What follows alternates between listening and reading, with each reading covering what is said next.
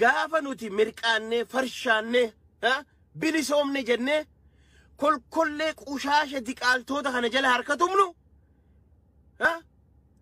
akka Abiyyii fi Lammaa Magarsaa jala oriinu nama no ani weenniin bilisoomsa je hin dogoggorre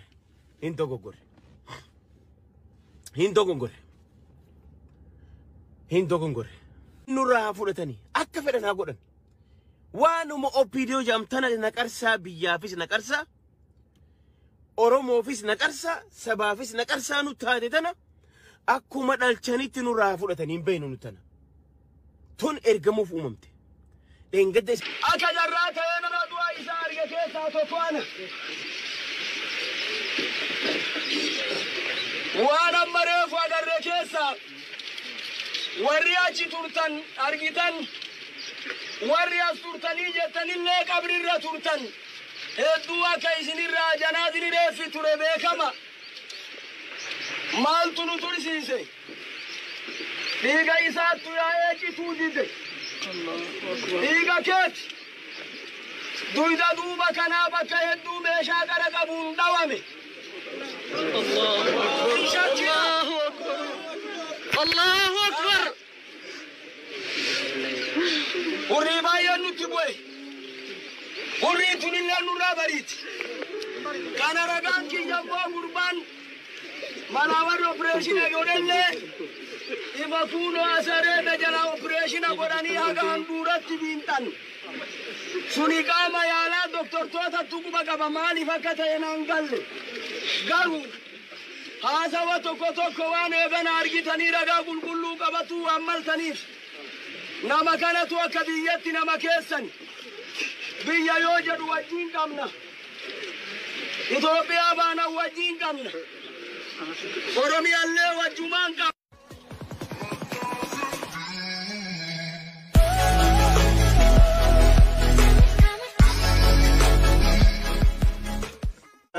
Abdul Jabbar Hussein nama lawyer Yohan Abbas Seera Yohan Abukato ila sadarkaa Oromiyaati fi Itoophiyaatti Afrikaatti nama jaba falmaa mirga dhala namaa ture inni nama seera qofa baratee miti dhugaadha barnootaan heeraa fi seera baratee mirgi namaa akkan dabne mirga namaatiif dhaabbachaa ture namni kun arraan tan ammoo falmaa mirga dhala namaa ta'ee osoo falmachaa jiru haqni isaa dabe ati eessarraa dhufte ati Oromoodha ati Amaara ati gurraacha ati diima ati miskiina ati hiyyeessa ati taajira ati guraage ati paartii kana paartii sani osoo hin jenne nama haqni dabe hunda nama sagalee tahaafii ture nama dhaabbachaafi ture nama immoo abukaatoo ta'ee falmee fi mana hidhaarraa baasaa ture jechuun namni kun gootummaan isaa nama asii dhaabbattu miti nama sadarkaa gootoowwan ilmaan Oromoo qaqqaalii amma dura dabran tarree sanitti kaayamuu qabu Abdul Jabbar Hussein sababni niin je'eef nama gaafa wayyaanee looyeroonni sodaatanii waan takka nama maqaa adda bilisummaa Oromootiin takka kaafaa'ootiin yakkame nama namaan dhaabbanne yeroo hamtuu san keessa nama namaa dhaabbachaa ture ammallee booda kanallee erga wayyaaneen deemtee OPDO'n lammaffaa yookaan cunduroonni yookaan ummanni biltsiginnaa ifiin je'u darsi kolkollee waliin dhawaa deemtutun erga dhuftes nama sodaa malee mirga Oromootiif sagalee tahaa khahidame ilaa Harargee deemaa ilaa Baalee deemaa ilaa Shawaa kana keessa bakka hunda deemaa namoota jajjabaadhaaf nama sagalee tahee bira hutee abukaatoo dhaabbatee fi mormee fi baasaa ture jechuudha namni kun akka nama laayyootti nama xiqqaatti ilaaluu hin qabnu jara keenya namni kun nama barnoota isaatiin baratee abukaatoo nama dhaabbatee deebi'ee nama keenya gargaaraa ture namni kun gootummaan isaa nama asii dhaabbattu miti nama sila arraan tana alaabaan Itoophiyaa sun gabbuutu jechuun namni kun arra osoo akka isaan ja'an sanitti odoo sukkaraanu du'e arra sila alaabaan Itoophiyaa gabbuu qabdi arra sila biyya guutuu keessa maaliif namni kun nama sadarkaa Afrikaatti beekamu qabu, nama sadarkaa Itoophiyaa beekamu qabu, namni kun nama goota, nama sadarkaa Oromiyaatti beekamu qabu. Alaabaan biyya sanii guutuun buu qabdi sila arraan tana. Arra miidiyaan biyya sanii guutu waa'ee isaa haasa'u qaba jechuudha. Takka xus hin jenne. Miidiyaan takka nama moo saree du'e hin jenne. Ha miidiyaan biyya faranjii sareen nama beekamaa gaafa duute gabaasu. Arra miidiyaan biyya sanii nama moo saree du'e hin jenne. Arra kaadiroonni nama moo saree du'e hin jenne hanqamma. Maaliif isaantu ajjeese? Akkuma Haacaaluu ajjeesanitti isallee akkuma artistii keessaa nama jabaa ija Oromoo duraa fuudhanitti looyara jabaa Oromoon qabdu, abbaa seeraa jabaa Oromoon qabdu ija duraa fuudhanii hin agarreen dhageenya jaa warri gaafa kaan gizee kijibaan samirraa taabota bu'e ja'anii eeyiruu ilmaan tuulama eeyiruu shawaa tana keessa gizee taabotni bu'e asirra dachii tana charchii naajaaraa je'ee ja'anii kijibaan miidiyaan gabaasu. Taakala uumaa faan bakka abiyyi faan naxalaa gabbuusanii gaafa sababa rabshaa achirra keejaanii ilmasiiddo jaanii booyan cunduroonni arraan tana Abdul Jabbaar Husseeniif bagatuu dee'uu dadhaban jechuudha. Nama gaafa isaan Geetaachoo Asaffaatiif ergaman, gaafa isaan ergamtuu turan, gaafa isaan qaallittii keessaa wayyaanee caale ilmaan Oromoo khalaasaa turan Abdul Jabbaar Hussein gaafa sanillee abukaatoo ture jechuudha. Arra nama jabaa kana Oromoon dhabde, arra nama jabaa kana Oromiyaan dhabde, arra nama jabaa kana biitii sun akka biyya dhabde, bar Lidatuu Ayyaaloo bar nama firiin baasise bar namni kun. Arra nama jabaa kana ardiin sun dhabde cunduroonni garaa furushkaa qofaaf rabbiin isaan uume. Cunduroonni kun baga duuteen jenne maaliif isaan tujjeese? Rabbi galanni haa gahu, arra moobaayila galanni haa gahu, sooshaal miidiyaa teknooloojii galanni haa gahu, arra odoo silaa miidiyaa nu dhoyse hunoo harka namaa jiru ka waan takka dafee ogguma san oowwitu siin dhaqqabu jechuudha. Arra obboleessi keenya haleen wajjin waa'ee eenyuun maxxansaa ture Abdul Jabbaar Hussein torbaan akka arraa soddaa lataa qana'ii doktaricha aruuza godhatee guyyaa lama osoo inni aruuza saniin fixatin ajjeefameef sagalee tahaa ture arra inni qabrii seenee jechuudha. Sirna Teedii Afroo doktorummaa eebbisiisu. Sirna Taamiraat Nagaraa achirra taa'ee Oromiyaan haa diigamtu jedhu nagayaan deemu. Ha Mallasaa Dirribsaa hidhaa keessatti itti rakkatu. Ha Abdul Jabbaar Hussein abbaan seeraa ha heeraa fi seera eeggatee abukaatoo namaa dhaabbatu ableedhaan duubaan diddiranii ajjeesan jechuudha obboleeyyan kiyya. Maal gochuuf garaa baqeessan mee? Asirraa kaasanii wanni ilaahan dhuratti baqeessaniif maali?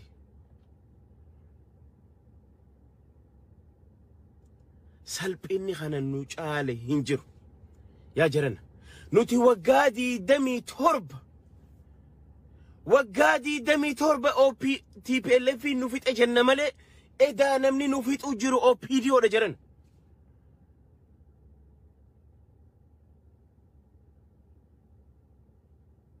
Sinigala kanaaf arra obboleessi keenya haleen wajjin sooshaal miidiyaa fayyadamaa ture arra kunoo galgala kana qabrii bulu jira jechuudha. Qabrii buluuf deema biyyatti arraan tana. Arra nama jabaa akka Haacaaluu awwaallattee Oromoon galtee teessi. Arra akka Abdul Jabbaar Hussein awwaallattee galtee teessi. Yaa jarana shayxaanaa miti wanni fedhe yoo dhufe sirna Minilikiif siidaa jaaree masaraa keessa galgalaa ganama sagaduuf kana Minilik faarseef doktorummaa kanneen nagayaan bobbahee galu ha ilmaan Oromoo haqa Oromoo dubbatu yoo ha gabbahee mana ilmaan isaa daa'imman isaa irra ajjeefamu taate Oromoon maal eegdiyaa jiran. Kanaafuu Oromoon ka'uu qabdi Oromoon arra bor osoon jenne sirna kana awwaaluu qabdi. Yoo sirna kana awwaalte malee Oromoon nagaya argachuuf hin teessu. That's it. Oromoon kana nagaya argattu yoo sirna cunduraa OPDO tana awwaalte qofa kana nagaya argachuu dandeessu. Arraan tana مي واي ونتين سني دبر واي ولي قلتي TPLF في نو TPLF متي TDF في ورانا برسوم أورموتين سني دبر جرخين ولي قلتي ومنيجان أرانتنا مي تاكلا وما تكفان نما نوتي قير فين تينيا برايون تينيا جتي جولي مويالي رابكاميك أترمت نما نوتي إسا جتش الرب سماتو الرئيساب سقليتها أرانتنا ها خاكتا كلا وما فاها ديسي دوفي شو شي وجهال كانتا كبولي داتشي ilmaan tuulama hiiru jiru kun arra moraaliin qaba jee Oromootti as garagalee arrabsa jira kan ha dhaggeeffadhaame arra isin moraalii itti ilmaan Oromootis tahe wala jaalmarroo itti qeeqxan hin qabdan seenaa teessan maa dagattan wanni isin seenaa teessan dagattaniif qiyaamaatu dhiyaate kanaaf isin bakkalamatti wala isinii keenya dhaggeeffadhaa gurra banaati yaama kaadiree yaama sirritti haa dhaggeeffattu TPLFin gaafa dura dhuftu namoota akka Abbaa Duulaa namoota akka Jeneraal Baacaa Dabalee namoota akka Birhaanuu Julaa kiyyaa kantiibaa Finfinnee ture kana eenyu maqaan isaa yeroo dheeraadhaaf Finfinnee kantiibaa ture maqaan isaa na jalaa badee ummata akkana kana gaafa isin akka qinxatti akka daabboo xafaxaftee tolchitee fidatte san namni karaa dura deemaa agarsiisaa ture OPDOdha. OPDOn wayyaaneen balbala keenya hin beeytu ati ilma abaluuttis hin beeytu namni dura deemaa nuuf fidees wayyaanee OPDOdha. Harargee tana keessatti dubartiin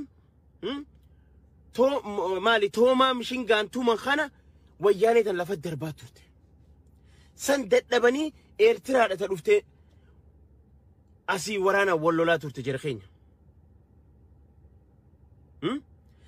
خنافو أرانتنا أو بيديون تون إرجا وقادي دمي تربة جرخنا بإرجا ما ترتي خيستو أبيوت كاسهون والنمان إني إنسان أبيف والنمان إني قالتي غافا خان كلمة دي بين موزيما قدف إنسان نمني جاري نمني أيديا خانان لوفي أبيوت كاسهون إنيون مكا أباوتين إلمان أورومو بكا جيرانيت آدم سيسي أجيسي ساتوري أبيوت كاسهون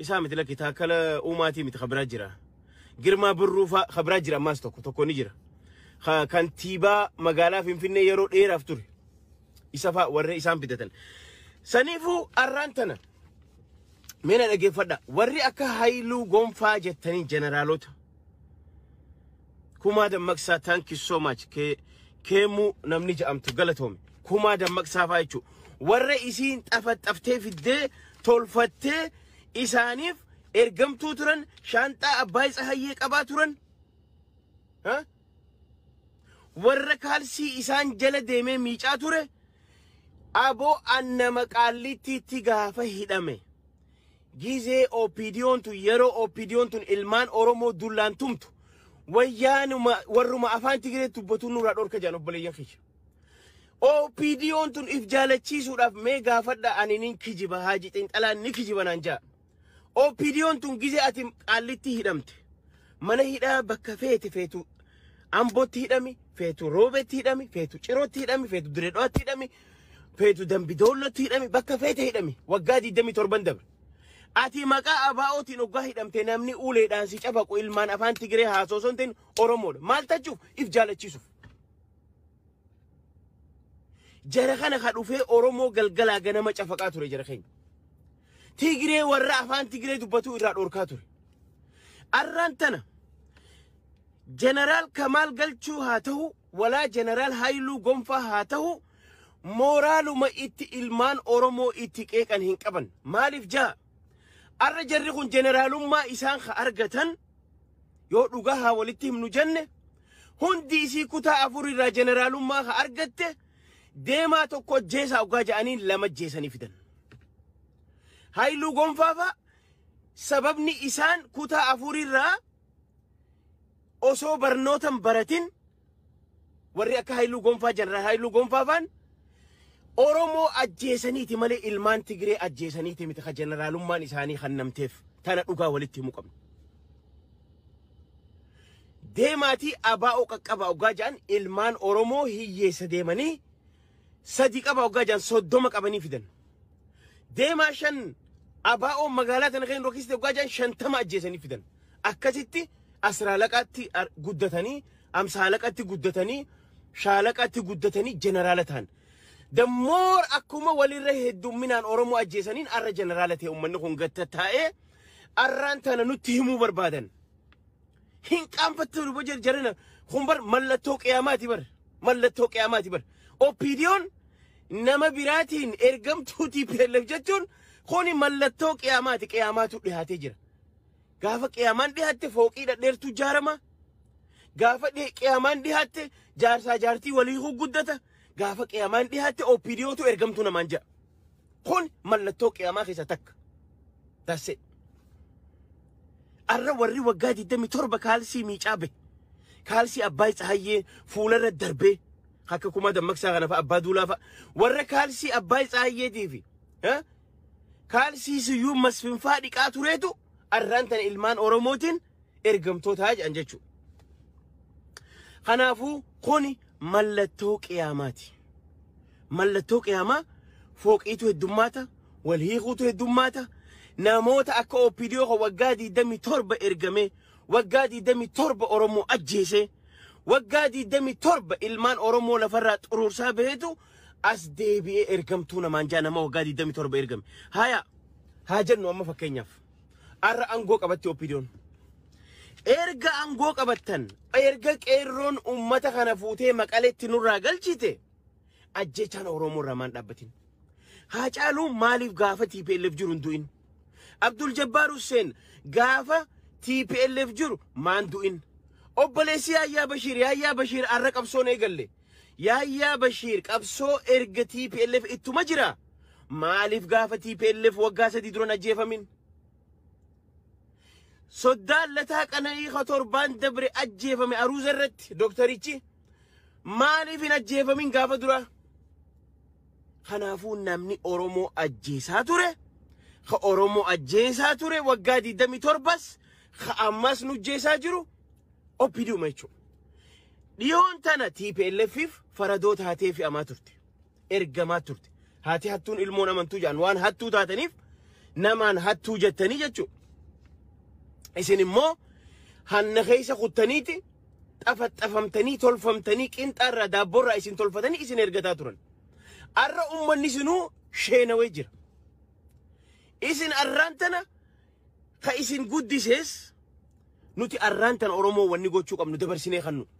OPDO tana abbichummaan nuti dhalche sun. Abbichummaan maali addeeti moo maal jettan Tigraay keessa bakka itti dhalatte OPDO akkuma nuuf fidanii nurraa fudhatanii akka fedhan